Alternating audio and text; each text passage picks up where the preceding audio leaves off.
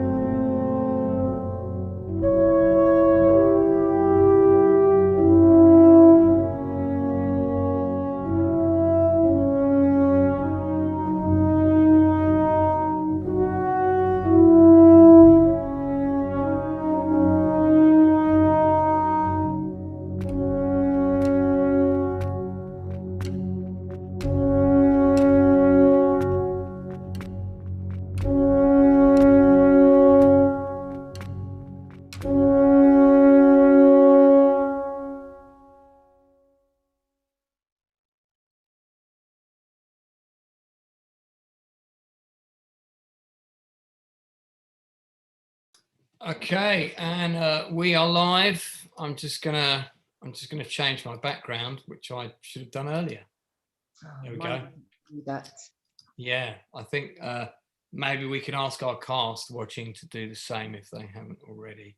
So hello, this is cast interview number 6.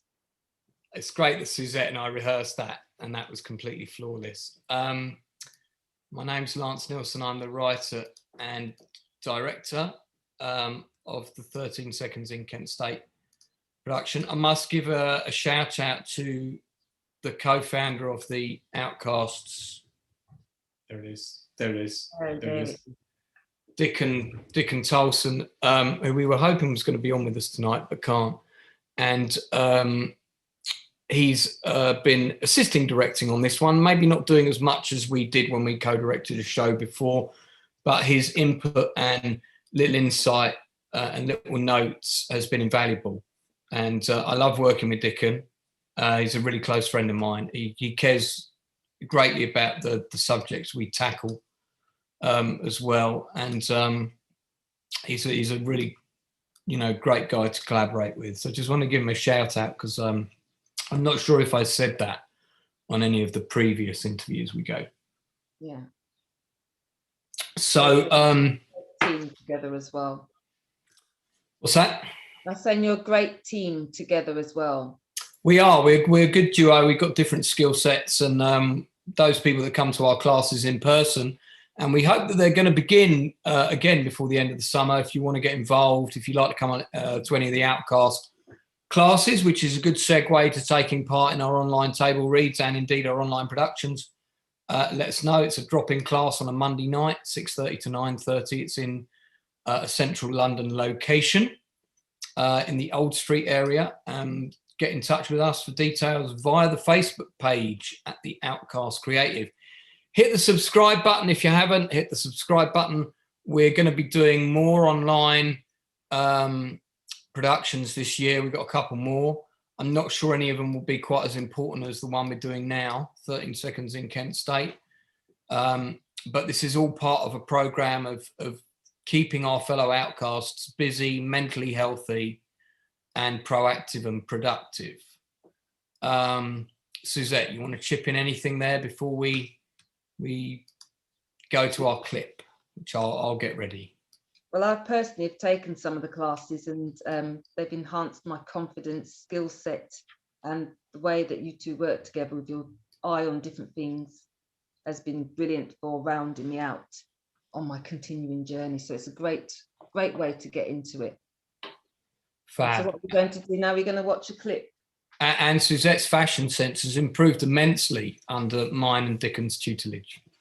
So we're going to, what we're going to do is we're going to show you a clip from a rehearsal. I want to underscore that in big neon lights, a rehearsal of a scene that's from the episode coming up, episode 3, which is Bill or Billy, and is narrated by William Schroeder, who was tragically one of the 4 people tragically killed on May 4th, 1970.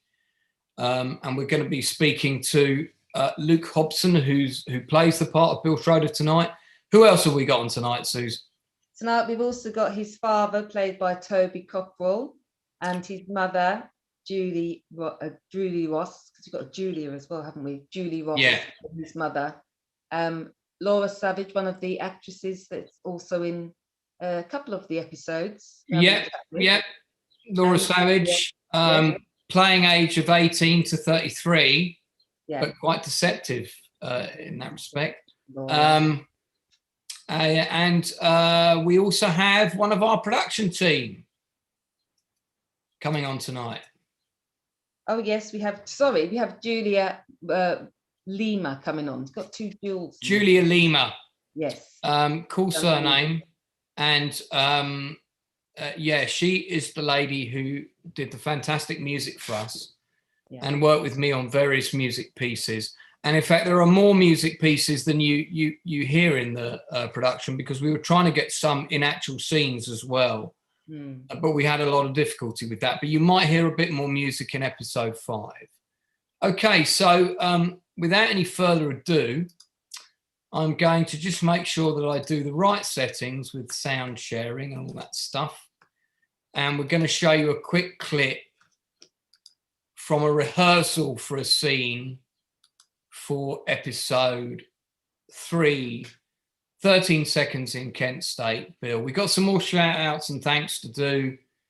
I'm going to be mentioning some things that are not connected to Kent State later, but these are people who support us. These are people who have encouraged us, and they've got their own things going on. And we like to, it's a karma quid pro quo thing. We like to share the love. We like to give plugs for other people. So please indulge us in that, because they support us in a like-minded manner. Okay, so without any further ado, I'm going to mute myself now. Here is a clip from episode 3.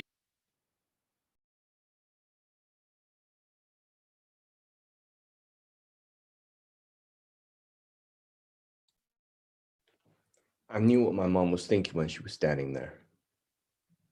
There was a time I was having trouble with my car, and she offered me a lift back to Kent on account of Pop being at some Veterans Association or other.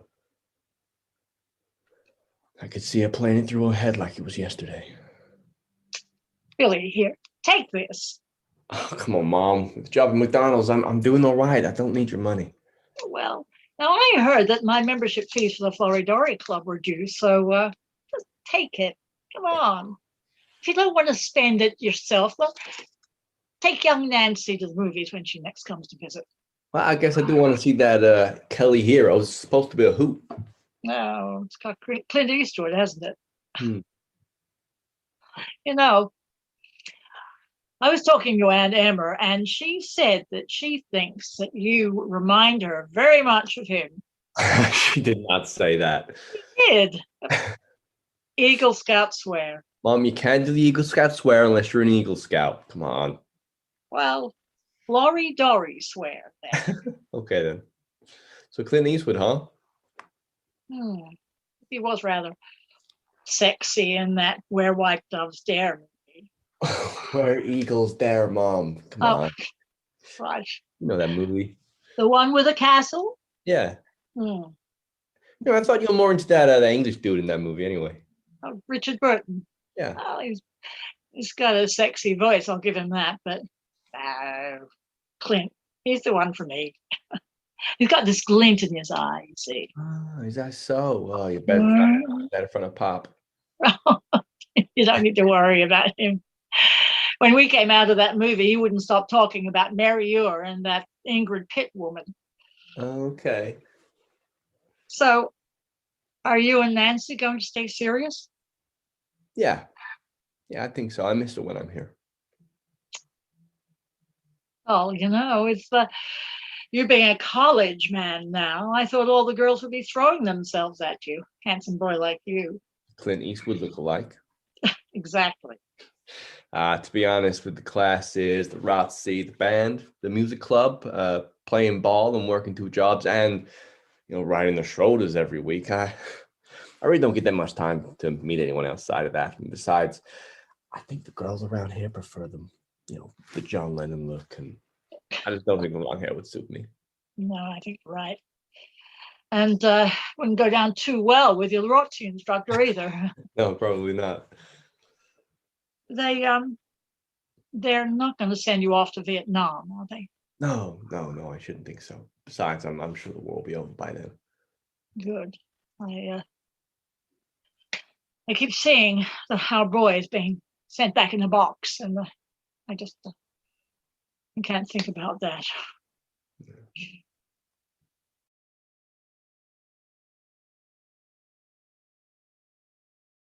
Okay, and that was, again, just to emphasize, that was in rehearsals. So Luke's looking forward to shaving off his beard. We're going to admit our 5 guests now for this live interview. And I'm going to let our producer, Suzette, introduce them to you each in turn, and they will tell you who they are and who they're playing. And I'm glad to see that none of the actors have forgotten to put their own names as well as their character names next to themselves. And I'm sure that they'll quickly adjust that in record time if needs Welcome. So, Suzette, if you want to introduce all of our lovely guests tonight, and they can introduce themselves and tell us who they're playing. Okay, we'll start off with Luke, who'll be playing Billy Schroeder. So I've just told you who he's playing, but you can maybe give us a little bit more information. Yeah, so I'll be playing Billy Schroeder, who unfortunately was one of the students that was shot on that day. Yeah, and he is the son of the lovely Louis and Florence Schroeder. Right, and we have Louis and Florence here, and that's Toby Cockrell. Hello. Yeah, Hello, I'm playing, Toby. Louis Schroeder, father to Bill. Yeah. And we have Julie, because we got Julie and Julie. So Right, yes. Julie Ross playing Florence Schroeder, Laurie. Yes. Hi, everyone. Hiya, and then we've also got Laura with us tonight. Hi, everyone. Maybe you can let the actors say who they're playing, Suzette. Yes. Julie just So said that she's I'm playing 2 small parts in the audio drama. So I'm playing Sheik Camphora and also playing Joy Bishop. Thank you. And we've also got with us tonight our composer, Julia. Hi, everyone. Who's been working on the show. Yeah, I wrote some tunes for the show, some music for Lance, and that's it. Very atmospheric.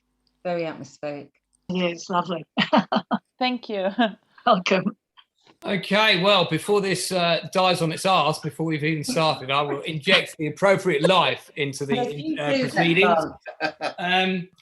So, guys, first of all, thank you very much for giving up your free time tonight and coming on in addition to the free time you've given to the production.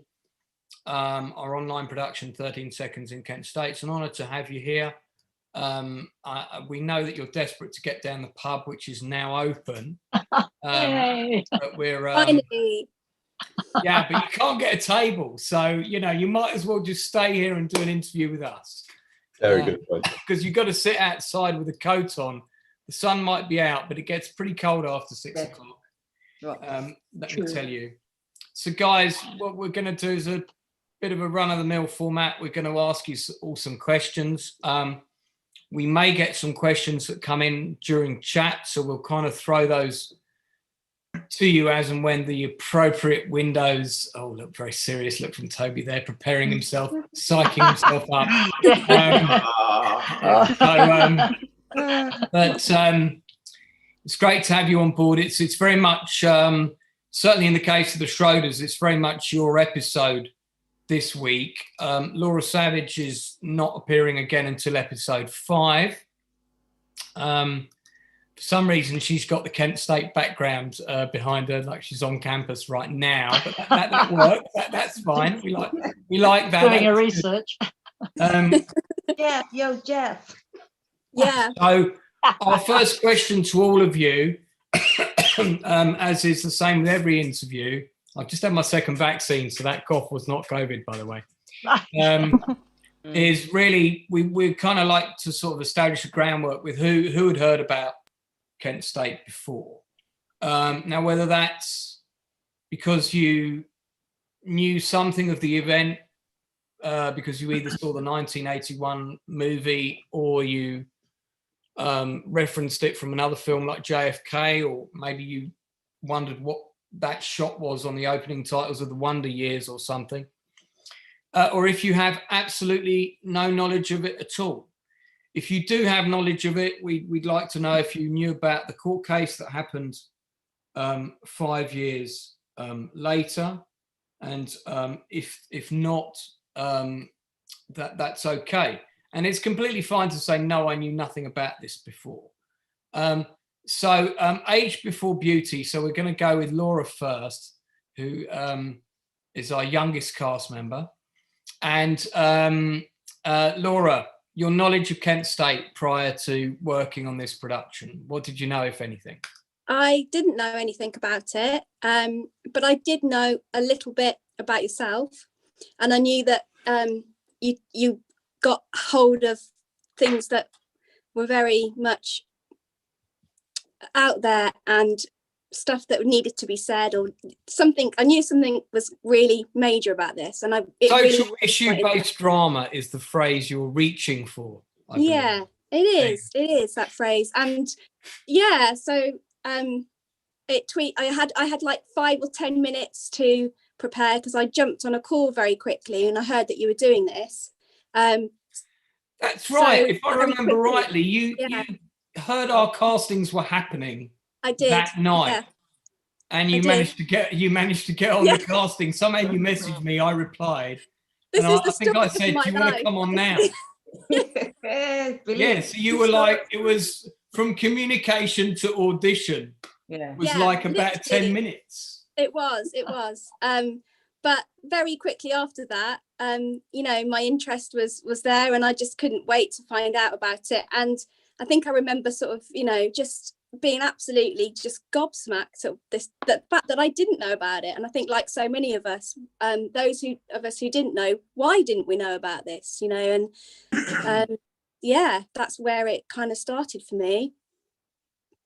I'm just going to mute Toby because he's coughing during her answers, and so we're cutting to him unnecessarily. Yeah.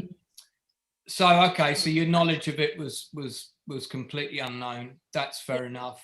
And we're going to come on to what digging you did, what research you did to find out more in a moment. So we're going to take that question onto our next guest, Julie Ross, who also came into the production relatively late. Very late, yes. She covered one of our actresses who sadly had to drop out for personal reasons. And we're very, very grateful that you did come in and take over that role, because no one wants to see Toby in a dress. Nah. So I'll have it again. Julie, what did you know about Kent State before?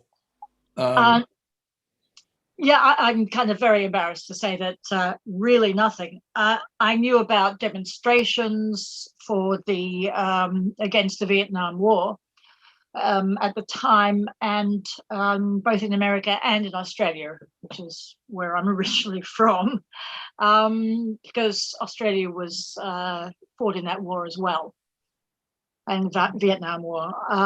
They did indeed, and there's a really good movie that's just come out about their involvement called Danger Close. Have you seen it? No, I have not seen that. I'm going to give that film a plug. It's very worth watching. It's an Brilliant. Australian independent film, independently financed. I think it had a budget of about 3 million.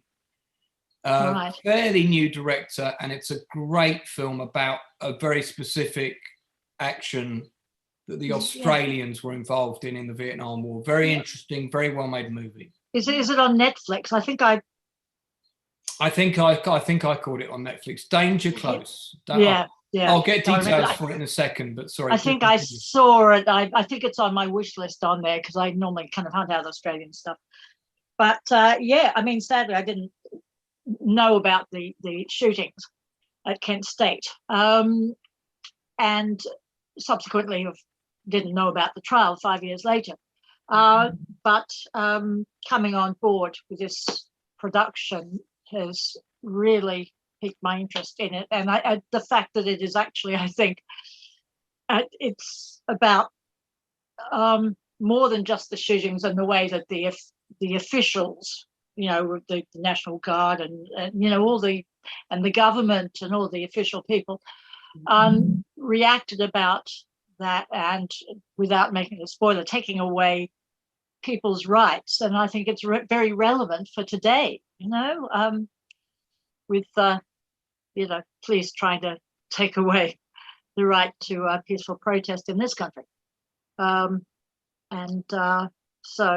whatever one's political leanings are, it's something that people need to watch out for all the time, I feel. So this has come along at a very apt time, and also Black Lives Matter and everything like that.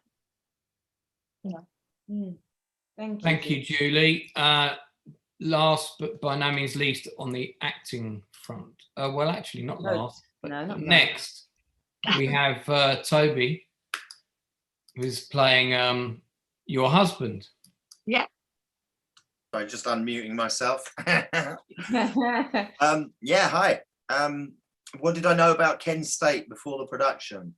I didn't know a lot about it. I'd spoken with Lance about this script some time ago. He told me a little bit about it. I read a book when I was a teenager called the Illuminatus Trilogy, that is a sort of history of American, 60s and 70s history, who shot JFK and, all these other things, but all conspiracy theories. It's a theatrical, what do you call it, fiction. And it has in there a description of Kent State. And I remember the description really stuck with me about how they fired tear gas on the students. And it's sort of, there's a scene that's set at that, in the middle of that terrible day. And that was it. That was all the information I had, really.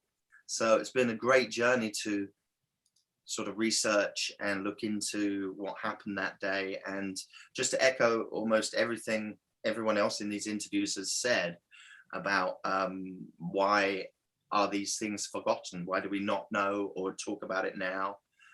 This is, not ancient history. This is within, most of our lifetimes. I was born years later, and yeah.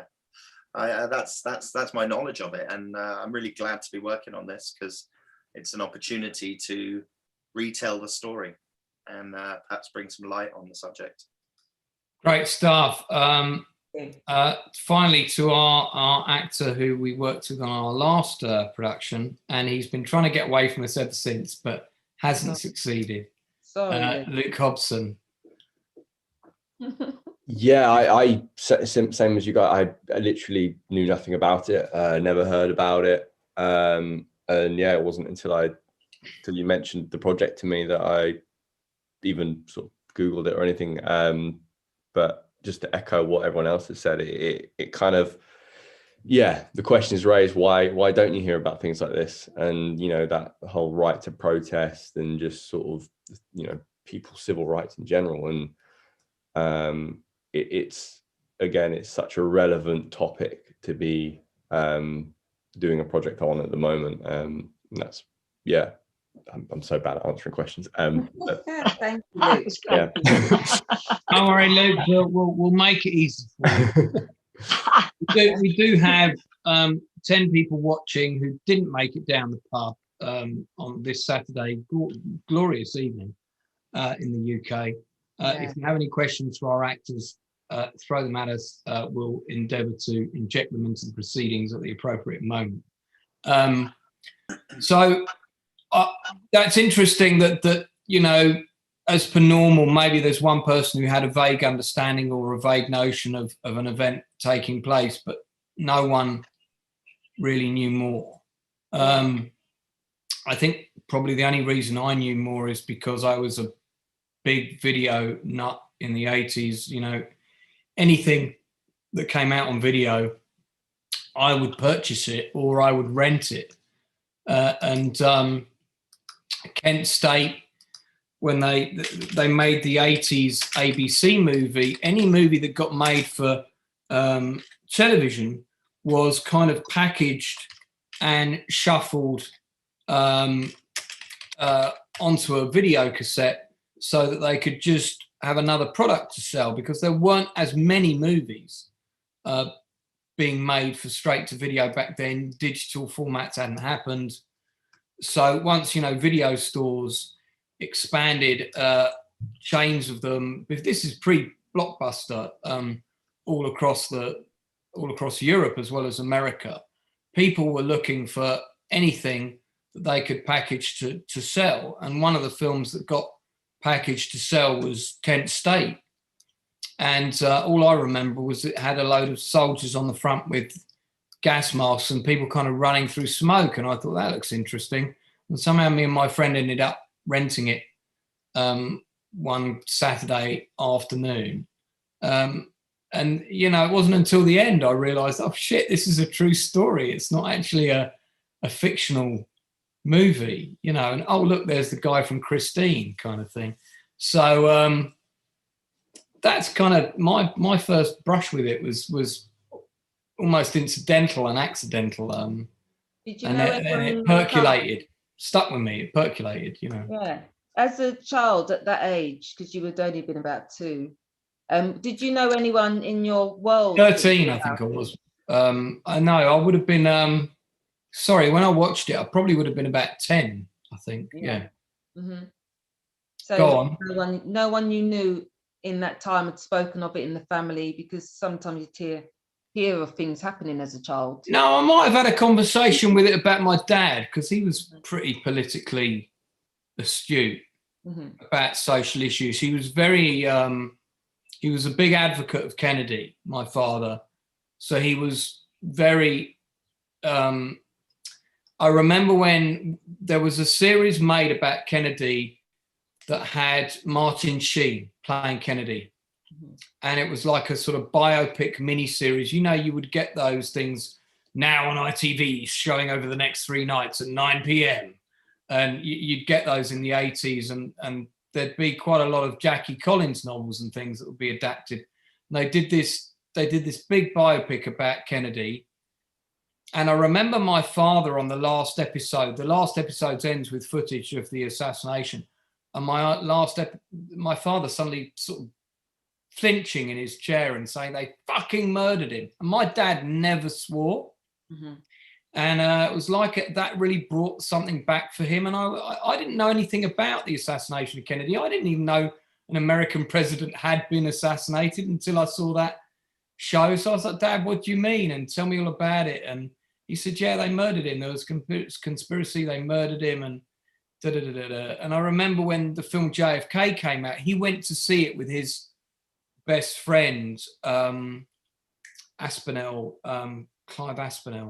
And they would always go and see movies together, basically an excuse to go down the pub, but occasionally they would go and see a film. And they went and saw JFK, and my father said, that's the film I've been waiting for, that's what I thought happened. Right. You know, and it said it was a really educational, instructive film for him that confirmed everything that he thought or suspected. Yeah. So I think that's what drew me into the political narrative of that era, partly my dad, partly JFK, partly the 1980s film.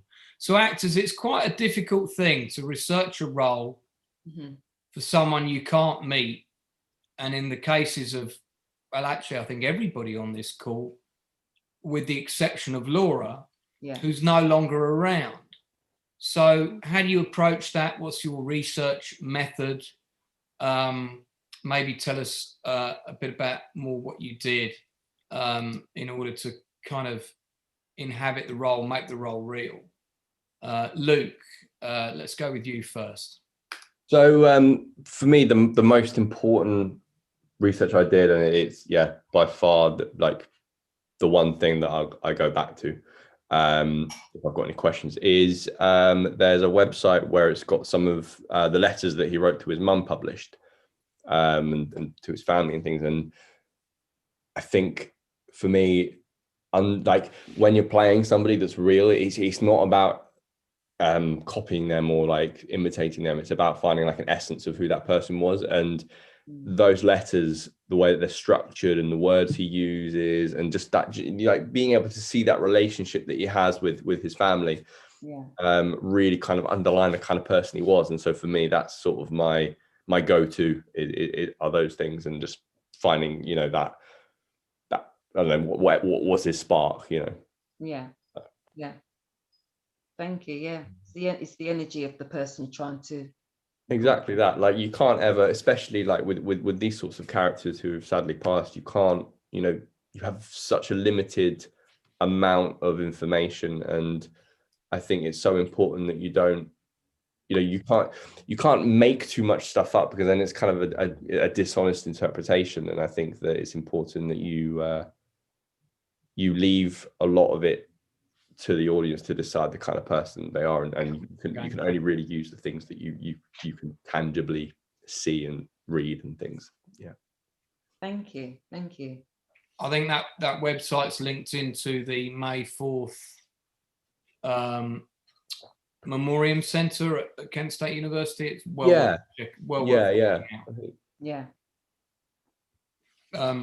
Who next? Same question to Julie. Yes, I read those letters too, and it showed the sort of person that Bill was like, but it showed his relationship and what he felt about his family and his mother, and it was obvious that they were close. Certainly he and his mother, and so I learned a lot about a lot about her from those. And just bits on the Googling, basically. And also, I read some of the stuff in Joseph Kellner, who was the leading solicitor for the prosecuting people, if that's the right terminology, for the parents. He was their lawyer.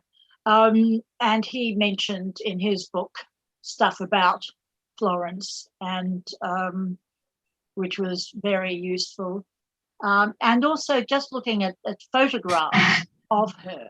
And I remember there's one, I think she goes to a memorial at Kent State in about 1976 or 78, I can't remember what it was, and you can see her walking along there, and you just get a sense of the woman just by looking at her. And she's got amazing strength within her. That's what came out to me. So I mean, obviously, you know, I never got to speak to her, and although she passed away in 2017. It was a day before her 98th birthday. So she must have had a lot of strength somewhere in there to last that long. It's a long life she had, and to carry on as she did after losing her son. She had 2 other children as well, and I just I kind of, in a way, I take my hat off to her. I really do. I think she was a sort of woman as well. I read in Joseph Kellner's book that she wanted to have the trial, not only to make people know what Billy was really like, but also to try to stop this from happening again. That was one of her motivations. So I think she's certainly a woman who had a lot of heart, and Well, that's bang on. I mean, you sort of, you know what they say? They say a photograph can speak 1,000 words, or I think, phrase to that effect. And we're fortuitous in the sense that although we can't meet the real people, there are a lot of photographs around to be found, and articles. And I think the picture that you're referring to, I'm just going to share it for everybody now. I think it's this one. Yes, it is that one. Yeah. And in fact, there was a series of photographs taken that day. And I think that's, I don't know if that's Joseph or Robert Kellner on the right, but I think that's one of the Kellners on the right. And this is the Schroeders here. And then there are probably various other people. And Jerry Lewis, not the singer, sociology student here on the sociology professor, I do apologize, on the left, who was there on the day of the shootings. And I mean, there's a scene in episode 3, I think it's this episode coming up, where we talk about the membership of that club that no parent wants to be a member of. I've just enhanced this picture because I realized it wasn't showing very well. Sorry, apologies for people watching. And no parent wants to be a member of the I've lost my kid before my time club. But we have a number of parents who unfortunately are members of that club, not just at Kent State, but at Hillsborough, the Marchioness disaster, and others. And unfortunately, you know, this is not an exclusive club to Kent State. It's an international club that's got quite a lot of members worldwide. But there is a unique bond between those people, and I think that was something that was quite interesting to explore in the script, that enables them to support each other and keep them going. And it's been interesting watching that bond grow between the actors organically. And obviously, if we were doing a television drama with a big budget, and we would have a lot more time to explore that in rehearsals. We have very limited time to do that the way we would like to. But I think you guys have done a fantastic job with that. Laura, I said I'd always ask you the question last. Julia's not an actress, so second from last. We'll bring Julia on about the music shortly. You're playing Chick Camphora, who is still alive. She was a late addition to the script. She was in the original movie script. She was written out of the Zoom script, and then I wrote her back in when I realised that actually she knew Jeff and she knew Sandy, because that was news to me. I didn't realise that she knew all of them. I only knew that she knew Jeff Miller.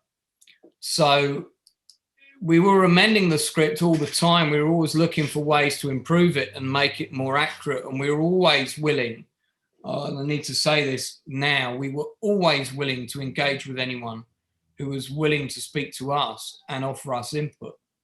And we were changing lines right up until the day of the performance sometimes, because we would dress rehearsal in the afternoon. So Laura, you came on a little bit late. How did you approach all this and do your own digging and so on? Yeah, I mean, the first thing I did is I Google searched her name, and there's a lot of information out there. And she is very much in the heart of what's going on at Kent State now. She's there, she's inspiring students. So I was aware very quickly that I could watch her, I could listen to her and get a real sense of her. But before I did that, I looked at some of the photographs from when she was a student, and immediately you get this huge sense of what a bright, strong character she was. Very positive energy. She was all about bringing people together and sort of plunging things forward. And there's a scene where she's introducing people, she's making things happen in a really positive way. And when you watch her now talking to students in the present day, she's still exactly that person. So it was really interesting to see that. And I just thought about her as, the younger version of her, how she would have felt. She was very much in the thick of things, but in a very positive way, trying to bring things forward and trying to bring people together. And I wanted to get a sense of her enthusiasm when I was playing her. Lovely, thank you. Yes, thank you. You did. And where's Lance? We can't hear you, Lance. Oh, is he I'm chatting sorry, about- I muted myself because that's a good thing to do from time to time. Oh, quiet, wasn't it? But you also played Joy Bishop, who perhaps is a bit more elusive. We're not going to meet her until episode 5. What about her? I mean, there's all this information on Chick Camphora, but how do you? And I mean, you only played her very briefly, to be fair. Yeah. I'm going to show a real picture of Chick in a second, but how do you? How did you approach Joy Bishop? And obviously, we're still rehearsing her with you. Yeah. Who's a bit more elusive to pin down? I think I wanted to know what her motivation was, why she was a witness there. And we know that there's a very strong feeling there that she probably was threatened. And she's there giving evidence, feeling a bit lost with it all, and feeling afraid and wanting to probably get the evidence out there and to leave. But in terms of knowing about her, it's very difficult to get information. So my feeling was to go with what was going on very much at the time, and very much she represents a product, I guess, of how people were treated at that time, and I want to bring that essence to it when I'm playing her. I think that's fair. We don't know the full ins and outs of what went on with her behind the scenes. We've got some idea. I think this is the only really clear picture of Chick Camphora taken on the day at Kent State. I'm just going to make sure I put this in the middle of my page so that it shows up properly. Oh, we need to probably miniaturize that again. There we go. And that's her on the left. In the background, you can see the guardsmen dispersing into their oh shit formation. Oh shit, what are we doing? I don't know what formation that is, but it's not a very it's kind of like we're out for a picnic. What are we doing? What are we doing again? I don't know what we're doing. It's a bit of a mess, isn't it, really? It's kind of vaguely a V formation, but I don't really think they knew what they were doing. And this is the late, amazing Alan Camphora on the right. And both Alan and Chick, we need to say, have been instrumental in kind of keeping the memory of the events at Kent State alive. They've both given countless hours, well, not hours, even years of their lives to searching for justice and answers and ensuring that it's been memorialized properly at the museum. I think just the other day they've put the plaques in of where the people were shot, that were wounded, and that's a new thing that's just happened. And where the guys are as well. Julia, same question to you. We're going to bring in Julia Lima now, who's coming to us live from the beautiful island of Sardinia in Italy, from her beachfront home. I'm promised that the cars can all have an outing there one day. So, Julia, how did you approach it in terms of research to get the tone of the music? I mean, obviously things composers do are slightly different from actors, but you still need to know what you're writing a score for in the same way that an actor needs to know what role they're trying to inhabit. How did you approach it? What research did you do? So the first thing I did was I read a lot of testimonials of the people who were there that day. I just sort of Googled History Channel, anything I could find of people's testimonies and whatever information you sent me as well.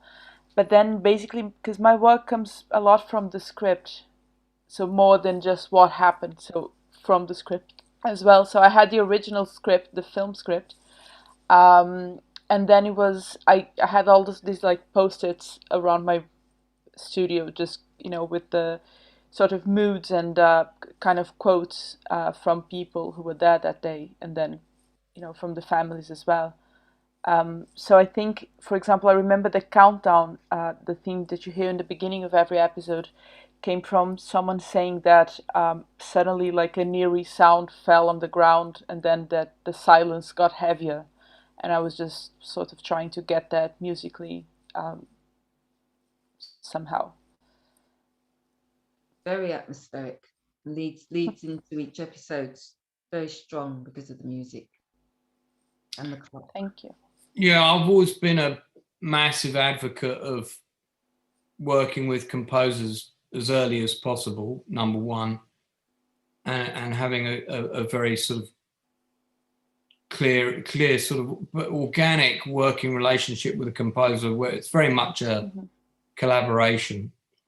And I knew from day one, even though this is a small project and it's online, and we needed some very emotive music to set the tone, to set the scene for this piece. And I think you've done a tremendous job with that, has to be said. Thank you. And, I need to also say that Julia's done several pieces that we might not get to hear. We're hoping to put a bit more in episode 5, but we've had a lot of issues trying to get music to work in scenes during the performance when actors are talking, with feedback and various settings. And I think this is all to do with, as much as anything, that the technology we're using wasn't really designed for performance and is still kind of in its infancy in that regard. So there's a lot of trial and error going on. But very grateful to you for coming on board. And thank you for having me. It was great collaborating on the themes as well, even the ones we didn't get to hear, or you didn't get to hear yet. But it was good coming in from the script stage, before the script actually, right? Because I started from an early version of the film script, and then just sort of developing the themes and getting to talk to you about it. And in fact, actually, I think it's fair to say that you probably came on board before any of the cast, if I remember rightly. I think I told you we were going to do it, and I said I was rewriting it. I didn't have the scripts for you yet, but here's the original movie script. I'm going to need an opening title. Yeah, because I came in before the cast. Yeah. The casting. Yeah. You came in pretty early. Yeah, that's right. It's all coming back to me now, because my memory normally has a maximum capacity of 72 hours. So fantastic. And it's been great working with you. And I look forward to working with you again. Have we asked everybody the research question?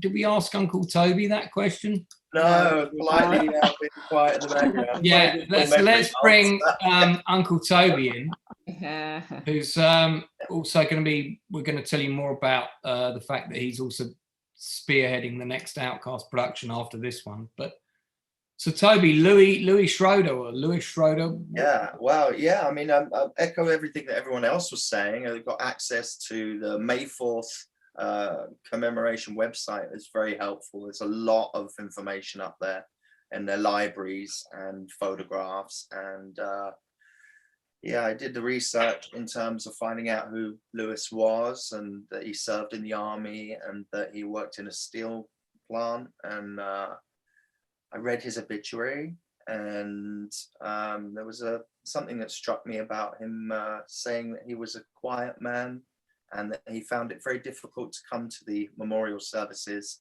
but he turned up for everyone. And I think he died in the year 2000. And yeah, I mean, it's before a time that our entire lives were on the internet as well. So there's not a lot to find about Lewis personally. I don't think did a lot of public speaking or anything like that, unlike a lot of the other family members. Krauss family, father, and some of the others have and Alan Camphora, of course, who did lots of public speaking about this. Get it So yeah, I think it says an equal amount about somebody, that a character of somebody, that if they are that quiet, reserved type person, that then gives you clues that on who they were, if they weren't as outspoken as other people may have been. But yeah, it is. I always feel a pressure when you're playing a character that is a real person, and also a person that has gone through such a traumatic tragedy, and you really want to honor them and respect them and the family members who are still alive. And you know, as somebody else, I think Luke said, we're not trying to do impressions of people, but you know, it's this is the theatrical piece, so you have a little leeway for your own interject something of yourself.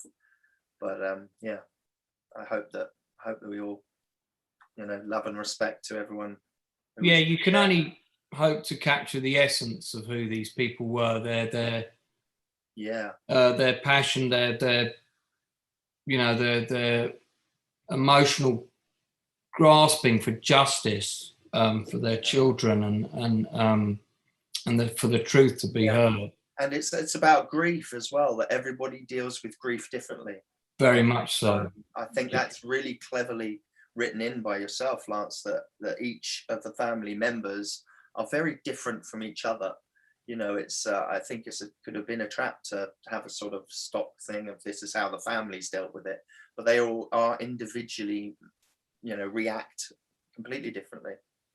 And yeah, it's and it's hard to write characters.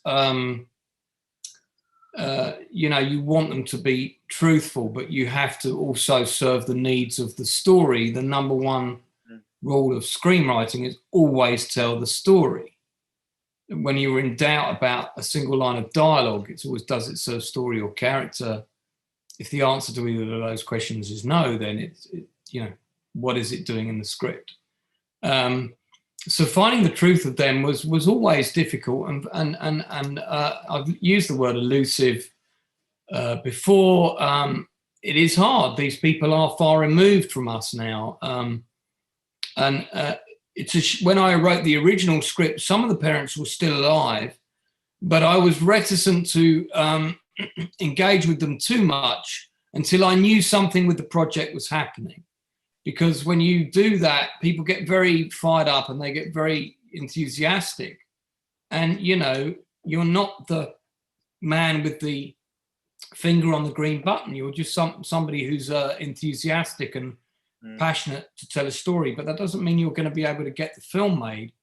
Obviously, I needed to speak to Alan and the Kellners to get the narrative, the spine of the narrative correct.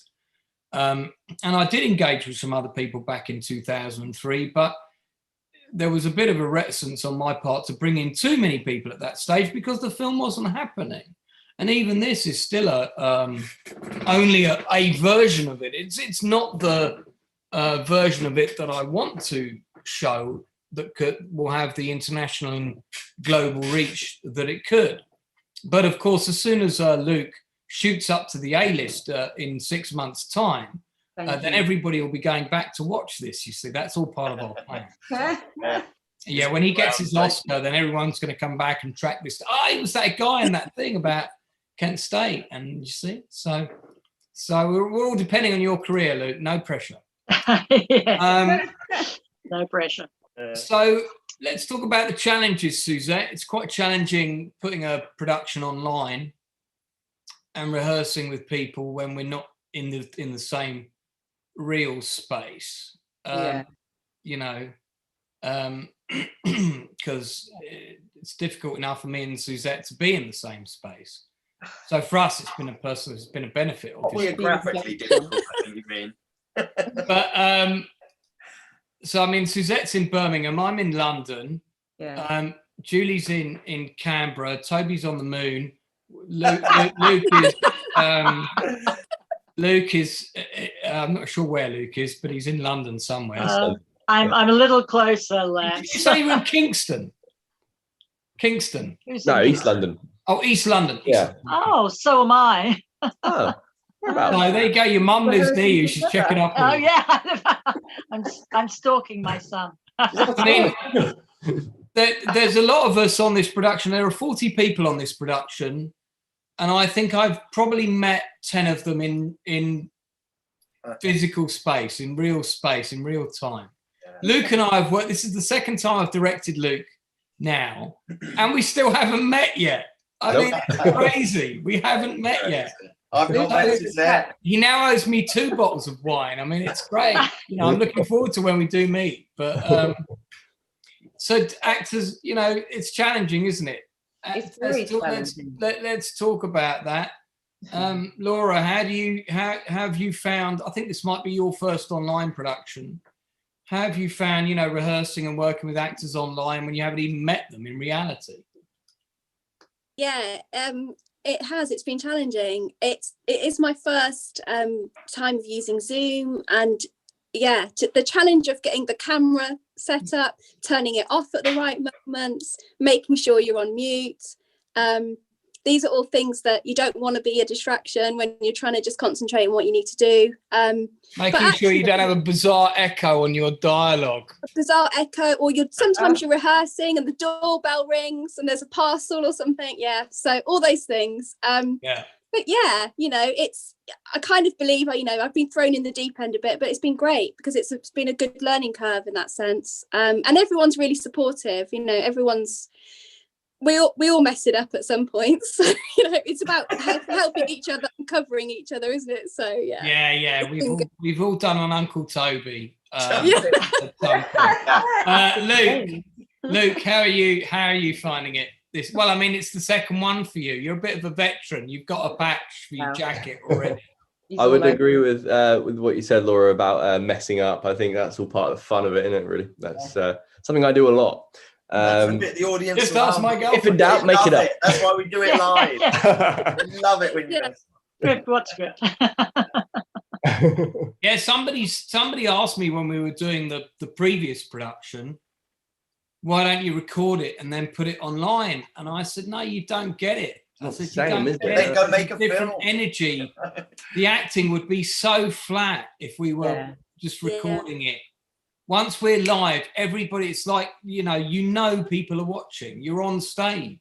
Yeah, that's exactly it. It's the energy that you feed off, isn't it? As soon as you know that this is my shot, all of a sudden, I don't know, it just clicks into place a little bit. Especially, you know that your only sort of support is the person you're in that scene with, and so you have no choice but to listen and to react to what that person is doing, and vice versa. You hope, so it's but I think the interaction side of it is the hardest thing. Something that I've actually struggled with this one in particular is obviously with the previous project, I never had a scene on my own. It was always with a group of people, with other people. There was always talking. And I think that, acting is all about relationships and about how you interact with people, how you talk to people, that kind of stuff. When that is taken away and it's like, okay, it's just me talking to people that are watching, that's quite difficult, and I find that harder online now than, let's say, if you're doing a soliloquy or whatever on stage. You know, the audience is there, you're getting something off them, but here you're kind of talking, and you have to adjust. Do you have to adjust who you're talking to in a sense? Do you have to make up like somebody you're giving the scene to in a sense because you're yeah, exactly that. Like you kind of you're sort of, yeah, you have to pretend there are people, like obviously you hope there are people, please watch, but like you kind of like you do create that audience, you do, you know, and also you've got to be more careful as to where you're, like, obviously there's the island thing, but also you kind of, I look at it like a little black box if it tends to just be like Lance's background or something that I'm seeing when everyone else's cameras are off as well. So it's kind of like, let's pretend Lance is there, and I'm having I've really gone around about that question, haven't I? He's there, don't worry about that. I think also there are a lot of positives about it as well, though. I think because you are thinking, you're working in a different way, it's very good for channeling you and focusing you as well. So I think it's a double-edged sword, really. So true, and especially like having to kind of think about the technical side. I think about, you know, when you mute one of your videos on, and like, you know, are you talking too loud? How close to the camera are you? And it kind of, there are enough distractions to keep you moving. And like you say, exactly that. It becomes like a dance, doesn't it? You have to choreograph. By the time you come to the live, you've choreographed everything that you're doing, hopefully, and you hit each beat within your scenes. Yeah, and you kind of, you know, like, they're at this point in that scene now, I should kind of be ready with my button and be ready with my line. When am I going to go? 3, 2, 1, and go. I've got so many squiggles and things all over my script, I tell you what.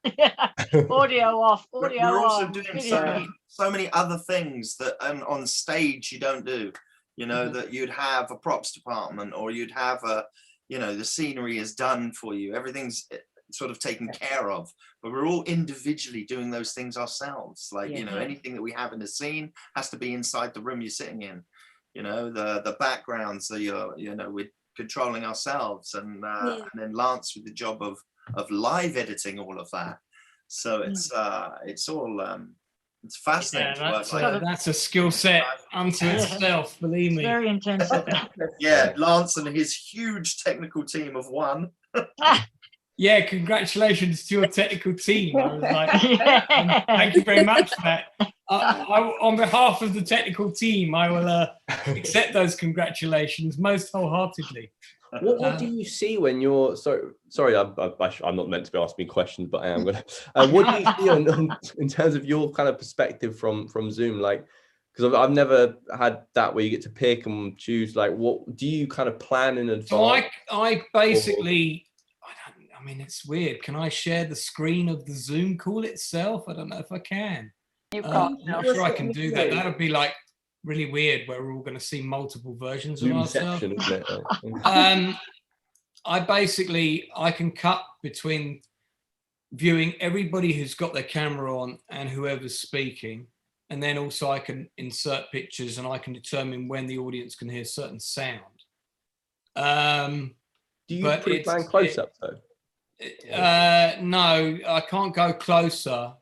I mean, in terms of like focusing in a group scene, when you focus on someone, is that something you pre-plan, or do you kind of just play? No, I've done it all I've marked it all in rehearsal, so I kind of got a pretty good idea of when I'm going to cut to certain people, and I like the two-handed scenes the best, because it's great because you can cut to both actors together, and you can see people reacting in real time to what's being said. And actually, that's kind of nice, because in a movie, you don't always get that. You know, people will shoot a scene as a master, and they'll do an over the shoulder one way and an over the shoulder the other way. And tradition is you'll cut to the master occasionally, which is a profile, and then you'll over the shoulder close up. But actually, when we cut to a two-shot on Zoom, you get a close up of both actors' faces, and you can see them reacting to each other in real time. Aha! So I've just found one thing that we can offer people that you can't get on another movie. So come and watch ours. Yeah. That's Indeed. also where it compares to theatre. When you go to watch the Yeah. theatre, you are the editor as the audience. You can watch somebody at the side of the stage through the whole scene and watch what their individual reactions are. You know, that's the beauty of live theatre. So and that's very true, because when you watch live theatre, let's say you've got a scene with 6 actors on stage, sometimes even though someone's doing a massive spiel, massive monologues in the middle of a scene, you might find yourself drawn to the quiet person standing far stage right, because you're interested to see how that character's reacting to that person's dialogue, and you sort of zoom in on that. I saw a fantastic play with David Schaal recently. It's a good friend of mine. Well, I say recently, it was the last play I saw before lockdown, so 2019, end of 2019, and it was about human trafficking, and it was about a group of dysfunctional men who got to share a flat for free as long as they didn't mind occasionally keeping a dog. And the phrase dog meant young girl below age who was being trafficked through, who would stay there for a short period of time and be locked in the flat with them. And it was a really disturbing piece, but extremely well acted, with David Schaal, Alec Newman, another fantastic actor. And that was a play where I went to see it twice, and I really found myself zooming in on different people at different times, because it was so powerful emotionally. You couldn't focus on everybody. You had to, it's like Toby says, you're your own editor when you go to the theatre. And I was very lucky to be sitting right at the front. Park Theatre, who do amazing work. I love the Park Theatre in Finsbury Park. Give them a shout out.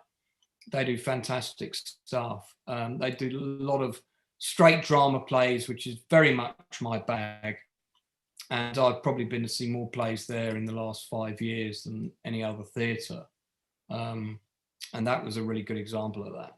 So yeah, but you guys as well, you don't, the beauty of doing it live is that even though we've rehearsed something, we're not always hitting the same narrative beats every time, and you guys always bring a different level to the live performance. So there's always an element of, especially if Dickens in a scene, there's always an element of I don't quite know what's going to happen, fingers at the ready kind of thing. Yeah. That's a really important thing, I think. Like for me, I don't know about you guys, but like that spontaneity of it all, and that, you know, that's what I love about acting. It is that kind of anything can happen in that scene, and if someone changes something slightly or drops something slightly, it's like, well, now I get a chance to explore something new here, and it has to work because it's live. So, well, you know, and it's such a still a natural journey, isn't it? Yeah, no, absolutely. So Suzette, what's our next question for our intrepid actors and also our composer? Well, should we go to Julia? Because I've not heard much from her, but how long have you been composing, and what drew you to that? I started as a jazz musician a while ago, and I was always fascinated more by composition than by playing live. Opposite to all of us here, but so I just I moved around a bit. So I've lived in a bunch of different places, Sardinia not being one of them, unfortunately. But then when I moved, I lived in Rio, and I sort of met this film score composer, and he invited me to his studio, and I just sort of rekindled my passion for film, and that's how I moved to that there. And yeah, it's been a couple of years, because I spent over a year in Rio doing that as an assistant, and then I moved to London 2 years ago now, but obviously the last year was a bit hard. Yes, yeah. Goodness, what a time to move to London. Yes. Can I ask you, just in terms of when you compose something, do you use live instruments, or do you do it digitally now? Like what's the kind of go-to when you're developing the music? It's a combination of both. It depends. It really depends on budget. So there's always that. But I'm a guitar player, so I use, not in this production though, but I record my own guitars and all that, and then I usually do a mock-up, so like a digital demo of what it is, and then if we got the budget, we get to record it. If we don't, we don't, and we do the best we can to make them sound realistic. Yeah, I didn't know that. It's Is a it? great question. So to the That's acting, good. how long have you been acting? And we'll start with Julie. Go to Julie. Ooh, years. I went to drama school straight after school, and then just went from there. Did some Australian television series, small parts, musical theatre, and reviews and stuff. The draw Now- to the profession. What drew you to it? Sorry, what made me do it? What drew you? Yeah, what drew you What? to acting? Well, basically, my dad used to sing, not professionally, but he had a great voice, and a lot of my kind of family, really, cousins and uncles, or whatever, were musical. So I was attracted to that sort of thing, and I love film musicals. So I did Vita when Patti LuPone was there in it, and toured with Jesus Christ Superstar in Australia and Southeast Asia. But with all that, I always thought it's no good just standing there and singing. I mean, it is about the acting. Yeah. At the end of the day, certainly for me, that is more important. That's the bones of any song or musical piece, any performance like that. So yeah, it's a subtext. It's what's going on in a person's mind, what they're thinking, what they're feeling, more importantly. So I then sort of, I had been to drama school, but I kind of then sort of went more into the theatre line. And, Nice. So, and then I came over here, and yes. Julie, what's your favourite musical of all time? Company. Guys Stephen and Dolls. Sondheim. Guys and Dolls here. Yeah. I like Guys and Dolls, but gets a mention in the script, and yes, I think in episode 2, and that gets a mention because that's a story that Joseph Kellner told, where he said the evidence hole in the court case was like the dice in Big Julie's hat. You were telling people what was in there, but they couldn't really see it. Yeah. So it was him that made that analogy, not me. No, I mean, that's a great musical, but yeah, I think my favourite, and I have been in two productions of it actually, funny enough.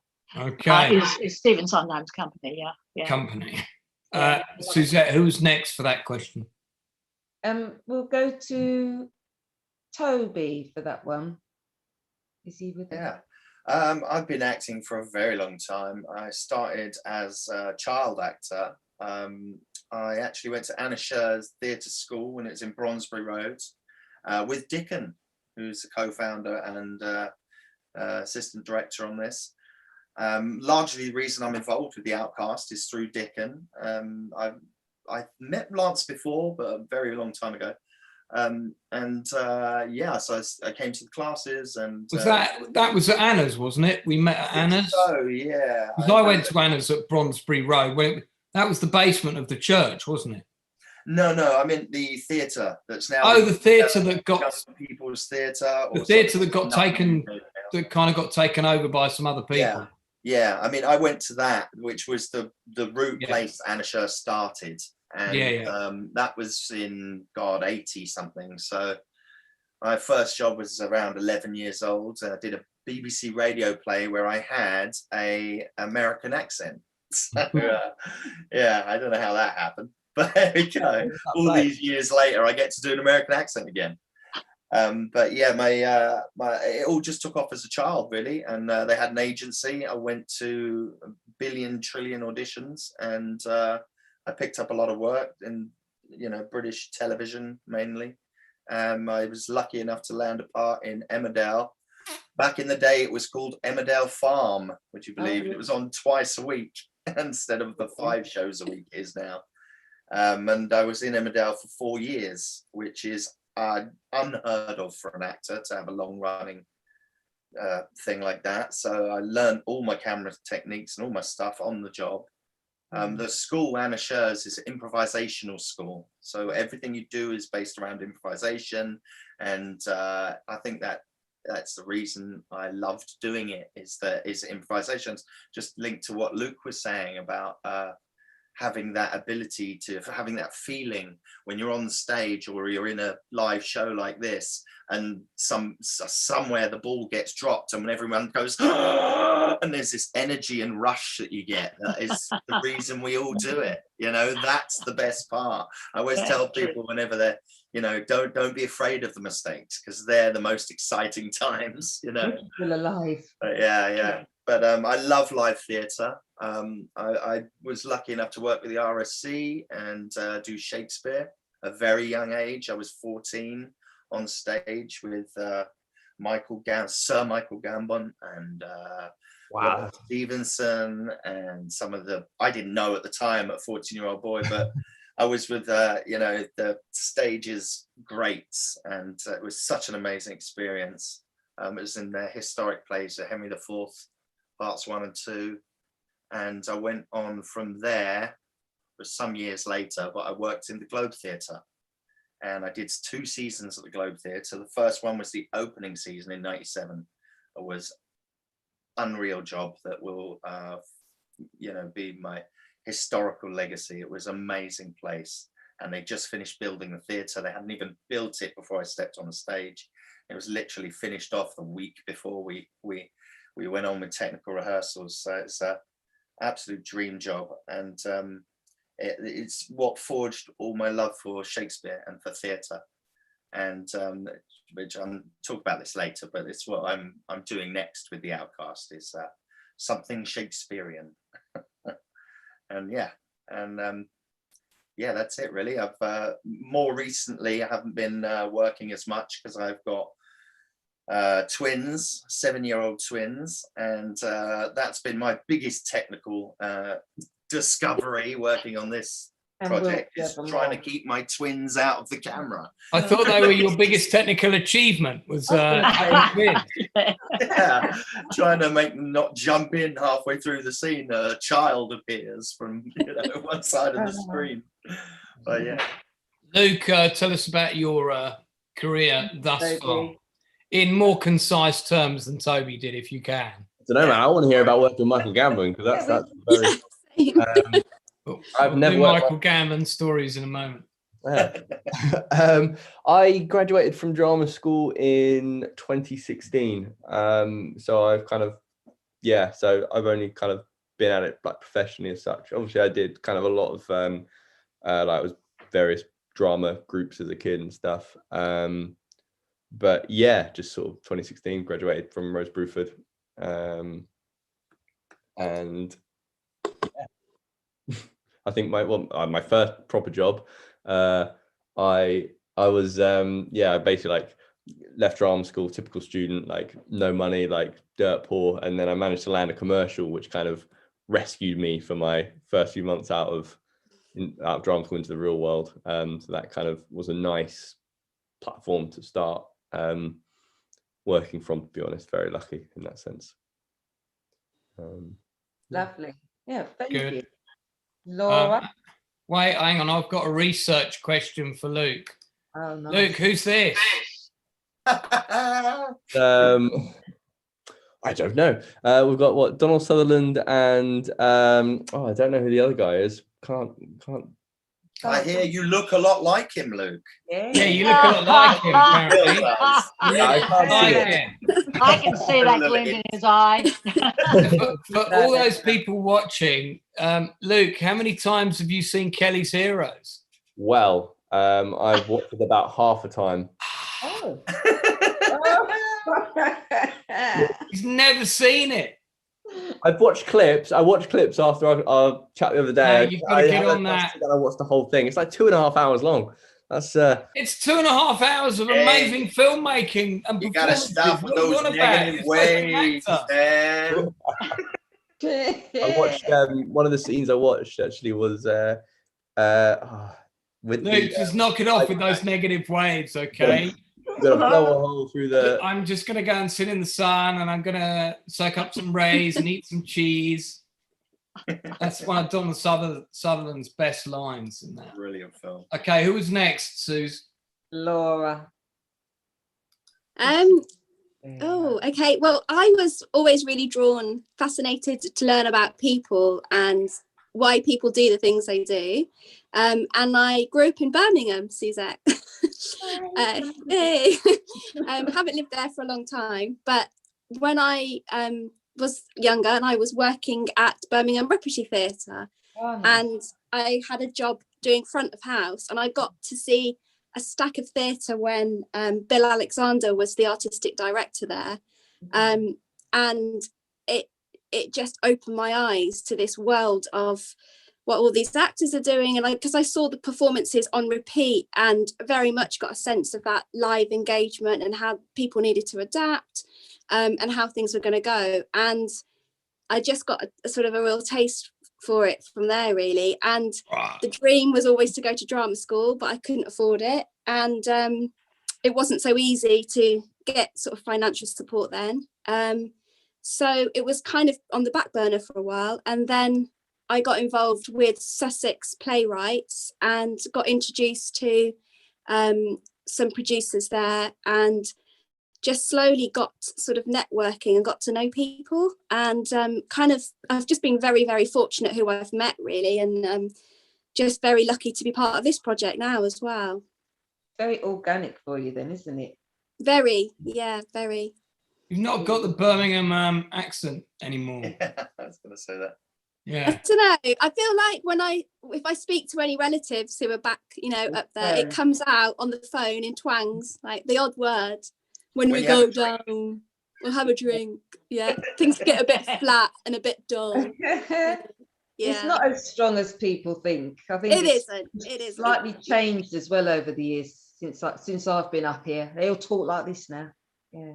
You trying to say people from Birmingham are a bit flat and dull? Oh, He's not. No. I think I'm saying that the accent can come across a bit flat and dull. Yeah, it's a bit like the slow John Lennon Scouse accent a little bit. Yeah. Chill. The words kind of stretch. Is that everybody's careers? Yes. What's our next question? Yes. Well, we've covered most of these questions. What's your biggest? We've talked about the biggest challenges, but no, we talked about the challenges. I think we got 14 minutes left, so I think if we bring it back to Kent State again, in all seriousness, and we do try and keep these interviews a bit light because our rehearsals are quite heavy. Our rehearsals are quite focused, and they're very focused and very, and I'm a bit of a Hitler in there with people. Don't let them get away with anything. Terrifying, man. The job of the boss, isn't it? I'm afraid it's, I actually, one of the things I really hated about directing a show back in the day was you'd got to go down the pub afterwards, and no one would want to sit with the director. All the actors would be like over there, and you'd be with the production stage manager and people like that. And I'd be like, but I've kind of taken my directing hat off now. Now I just want to have a drink and unwind and have a joke and a laugh. And I think everybody would think you were going to be the same guy as you were in the rehearsal room. So it's, anyway. You're all right as a director. You're all right. Oh well, thanks. G. You're all right as a producer as well. Right. So I'm glad this is so informal this evening. So, all right, mate. And there's nothing wrong with having drinks with the production team, okay? Yeah. So look, I mean, we're coming up to episode 3 now. We got 2 next week, so we're doubling up our rehearsals a little bit. New rehearsal schedule going out tonight, guys, actors that are tuning in. Look forward to those extra times. What's your? Let's ask each person, what's your takeaway from this? What do you feel you've learned how has this project impacted you personally? And if you have a message for anyone who was there on the day, who was affected by the events on the day, what would that be? So what's the impact to you personally? What have you learned? What's your message? It's a three-parter, like any good trilogy. We're going to go with Uncle Toby first. Well, yeah, what have I learned? I've learned everything there is factually about Kent State that's opened my eyes to it. I think what's really stuck with me is I was very radical, or very kind of, I would be down the marches as a young man, as a teenager. I'd be, I remember the poll tax riots. I remember all those things. My family, my mum is real big. She was part of Babies Against the Bomb in the 70s and 80s, nuclear disarmament, and so I come from quite a strong protesting family, I guess. And I don't know now whether I would take my kids on a protest,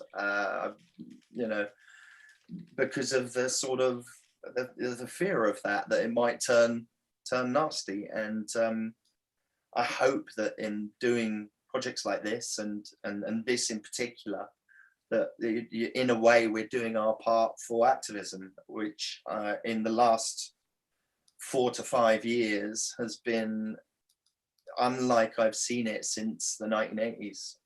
It's especially in America. My other half of my family are all Americans. I'm very quite connected to that side of it. And I hope in some way we can do our part to raise awareness and give a little peaceful protest of our own. I was caught up in an Extinction Rebellion protest today, because I went to get my second vaccine this afternoon, and they locked down all of Oxford Street. Huh? And I was coming out of Soho, and there was a group of police there, and I saw, I could hear all the chants and the drums, and I said, what's going up there? What's going on up there, officer? Oh, Extinction Rebellion, sir. Extinction Rebellion. Yeah. And I was like, all right. And I said, am I all right to cut through? You can try, sir. You can try. Whatever happens to you won't be the responsibility of the Metropolitan Police, but you can try. Yeah. And I did go through. I got through quite easily. I just waited for a gap. It was pretty easy. But almost no one on that march was wearing masks. Yeah, it's a weird time. I really felt that in the last year. It's a weird time to want to go out there and say your piece. And then we have this virus problem in the world, and thinking that's a reason you wouldn't do it. But how can you be a protester on an Extinction Rebellion and acknowledge the hole in the ozone layer and acknowledge that the climate change, put at risk your own extinction, but be a denialist about COVID? I don't get that. I just how can you deny one? I got caught on Extinction Rebellion at Heathrow Airport and missed a flight because they'd shut the tunnel at Heathrow Airport, and I was so conflicted because I am completely 100% into the cause, but I missed my flight. Yeah. But there you go. I think we just all do what we can, and at the moment, especially in this last year, we've been unable to even go outside, and this whole thing. I mean, all of everything that the Outcast is now and has grown into over the last year has been a personal savior for me. And thank you, Lance, for mate, that's great. And I assume the check's in the post. Julie, yeah, when I make some money, yeah. your thoughts on the production, and I don't know how it's impacted you personally, and any message you may have for anyone who was there on the day. I'm assuming that general message was implied in Toby's long answer. Yeah. Julie. I've learnt during the production, I don't know, I just it's a wonderful thing, I think, and learning. I've learned a lot technically about working on Zoom, and it's not going away anytime soon. I don't really think. I think it's another arm of performing now, even when we do, we can all go back into theatres. etc. But I've learnt from doing the research, which has quite sort of shaken me. I think I mention it earlier, just the reactions of people that people have about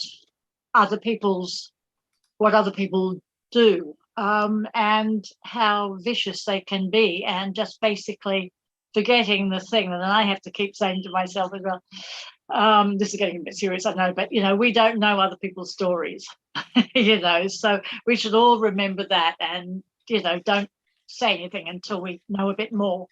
And don't shoot your mouth off too much before you actually understand what the situation is, and think about other people's stories.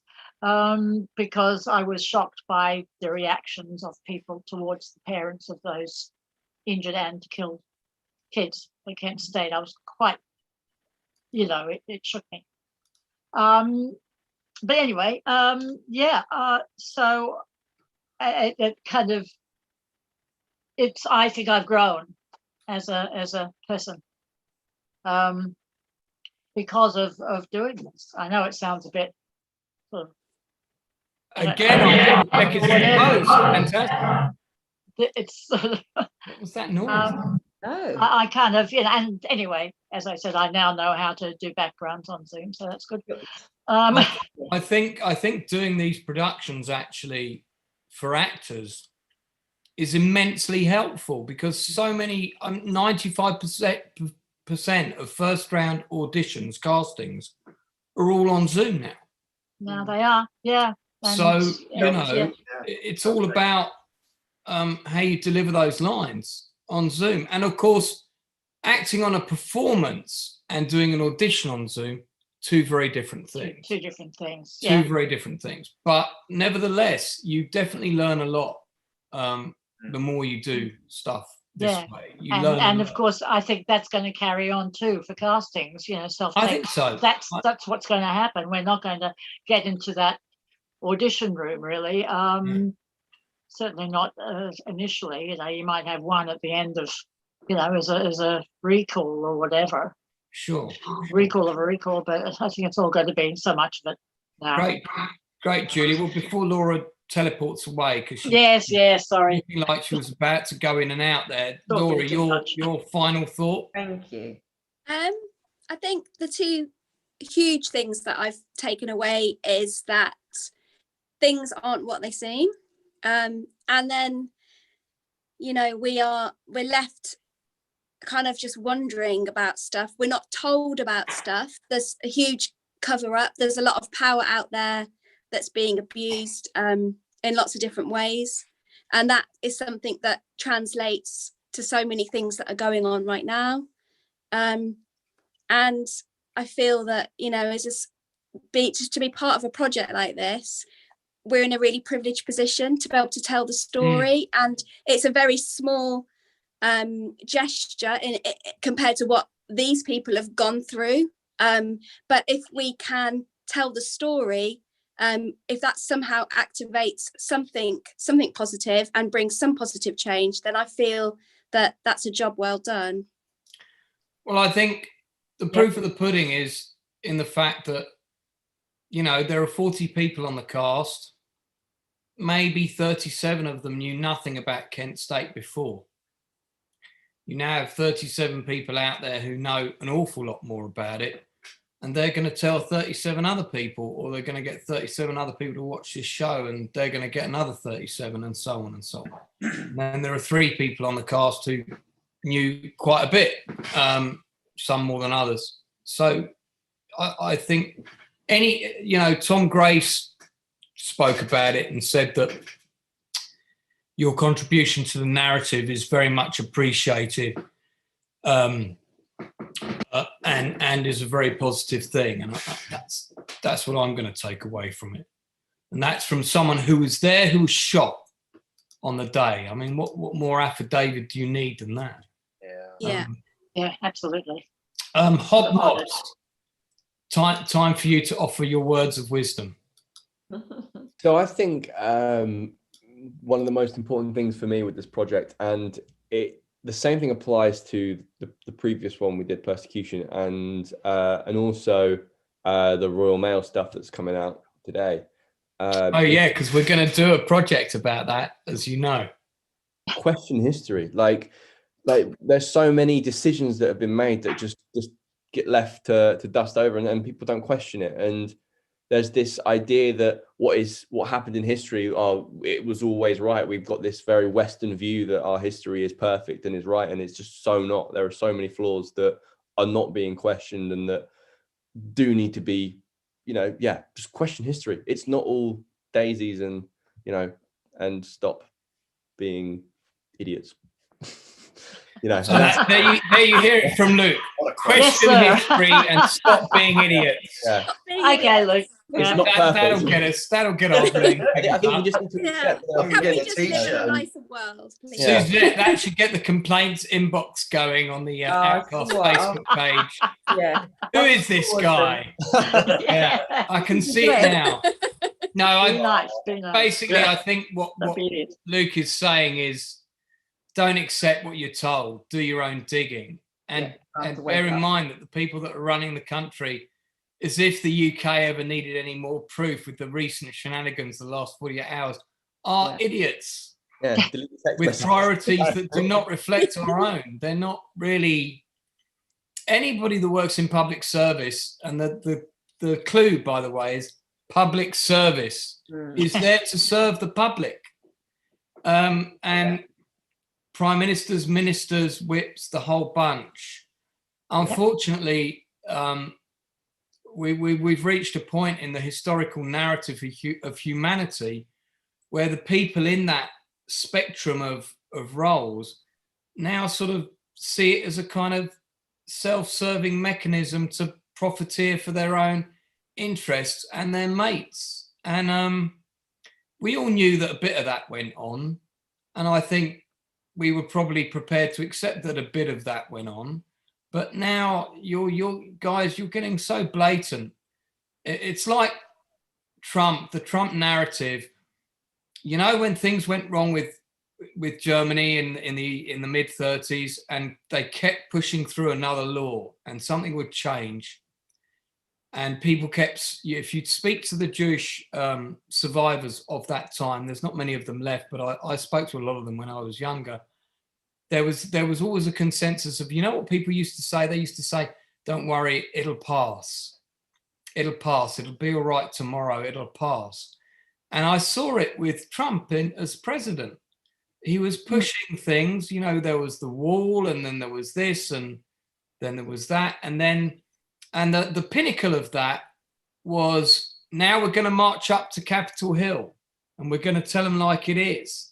And they did, and they broke in, and America came that close to a civil war, and it was a put-up job. None of the police did anything to stop them. I mean, some people did, some people tried. So we're living in a very, very strange time where democracy is a very, very diluted word. Very fragile. Very fragile. Yeah. Yeah.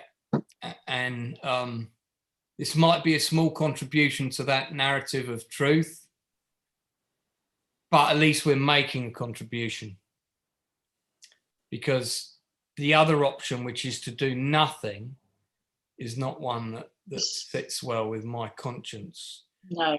And we might just be a bunch of actors online, but, at least we're doing something. I said it once in rehearsal, I think it was quite early on. And this might be completely naive, and I fully accept that it may be a very naive view, that someone somewhere who's of a certain age, a young age, might watch an episode of this one day, and it might percolate something in their brain, and they might sort of go onto Google and they might start searching things, and that might just change the narrative of their thinking a small, tiny bit. And there's another timeline of that same kid that exists where they didn't click onto something, and it might not be our production. It could have been something else. It could have been a whole number of things. And they went another way, and that kid ended up picking up a gun and walking into a gay nightclub and killing 20 people in Florida or whatever. If you don't keep questioning the narrative and you don't put the stuff out there in the narrative to educate and question and change people's views, how are you ever going to change it? Because I don't exist in the realm of politics. This is the realm I exist in. And this is where I will make my contribution to that narrative. And I think that's what we're doing, isn't it? Such an amazing thing that this project has so much relevance today, even though it was 51 years ago. Yeah. It was so, of the time now. So it's as important now as it was then, is what I'm trying to say. Great. Did anyone not answer that question? Did we? I think we did cover it. Apart from Julia, sorry, we forgot the Queen of Hair, Julia Lima. I mustn't forget her because she's on our call, but she's not an actress. I'm still here, yeah. You are still there in a very nicely lit shadow. Yeah. See, Luke, if you're a professional, you'd be lit like that. You'd be lit with that kind of. Yeah, you'd have that sort of 50s noir kind of vibe going on. I was going for Orson Welles reference here. You look like you work for the British Horticultural Society and you're surrounded by plants. I'm not sure what's happening, but okay. So, Julia, final thoughts from our composer. Don't end with me, because I tend to be a little bit more cynical regarding everything. I'm sure the late Alan Camphora would be more than happy with a healthy dose of cynicism. Yeah, because I remember we had this conversation because I wrote the main theme, which is what you've been also hearing during the production, and then you asked me for a more hopeful version of the theme to end it, and I remember saying, well, how hopeful can it be? Because it's been 50 years and we know things are still the same. We know nothing's actually changed, and no one's still accountable, and things like that are still happening, and people are still dying and getting shot. And so I don't know. There's something to be said about contributing to the conversation, and I'm really happy I joined the production on that aspect. I'm just not as naive as you called yourself, I guess, or a tiny bit more cynical. Do you think because we're doing things like this, because we're bringing it to the fore, that it will cause people to think about their freedom of speech and right to live? Because things are coming to the surface and everybody's seeing it, rather than small groups who are protesting. Everybody's seeing it. So I think something like this will people to realise that they've been locked down. They would have never thought that would happen to them before, but the powers that be locked them down. So I think it's going to cause people to look at the whole picture as we come out of it. So I think that will help this series. This is a piano piece of Julia's music that's now playing in our interview. Don't know if you can hear it. Yeah, we can hear you. Right. So much weight to what Suzette was saying. Yeah. See, we just gave Suzette a soundtrack, care of our composer, Julia Lima. This is a piano piece of one of the other themes that may not get to make its appearance. So I thought I'd bring it. Okay, well, we've gone over by 7 minutes. We should have ended at 8:30. So I want to thank everybody for taking part today on it's amazing that it's a Saturday, because I completely forgot that it was Saturday today. If I lived in Australia, I'd be reminded by the fact that the show Hey Hey It's Saturday is on, and I'd be all right, but I don't live in Australia. So contrary to what my Facebook profile says. I just want to thank our actors, Julie, Laura, Luke, and Toby for coming in today and chatting with us all, and our composer, Julia Lima, who's talking to us from the sunny sands of Sardinia. So it just remains for me and Suzette to say do hit the subscribe, do follow the Outcasts on Facebook. We're easy to find, the Outcast Creative. Do tell people about the show. We've done a huge amount of work on this. Remember, no one has been paid. This has all been completely voluntary. Although we have quite a light approach to doing the interviews online, our rehearsals are deathly serious. The tone is quite different in rehearsal, and the production is something everyone takes extremely seriously. I'd just like to thank everyone for giving up their time tonight, and I'm going to see you all later. I've actually got Chizzy coming in now, who's due to do a chat with me shortly. I think I should probably turn off her camera because she's wandering around her flat. So we're going to turn that off now. I'm gonna tune out the live in just a sec. But yeah, so Toby, anything you want to say to finish off, or Suzette? No, just I think I've said it all. It's honor to be here. I just finished by saying a message to everyone who was there, the real people of the story. I really feel the weight of what we're doing, and I hope that we do your story justice. And thank you for allowing us to be part of this creative process. The May 4th people and the Kent State University. Yeah, big thank you to those people that have supported us. You know who you are. Yeah, and some beautiful emails from people. And Lance, you know that the messages we've received from those people have boosted us as a team, as a company, and personally. So tune in for part 3. We're dropping our performance on episode 3 tomorrow at 8 o'clock GMT. It's 3 o'clock East Coast time, 2 o'clock if you're in Chicago, 12 noon if you're in Los Angeles. We'll be broadcasting episode 3 live, 40 actors performing it live, and bringing it to you. Then episode 4 is the same time next Sunday. Don't forget, episode 5 is on the 51st anniversary of Kent State itself. It is on May 4th, Tuesday, 8 o'clock. So we'll be doing it Tuesday. It's possible we may repeat the last episode later for those people that get confused and think we're on the following Sunday. But I've just got to check with my actors to see if they're willing to do that. Thank you so much for tuning in tonight.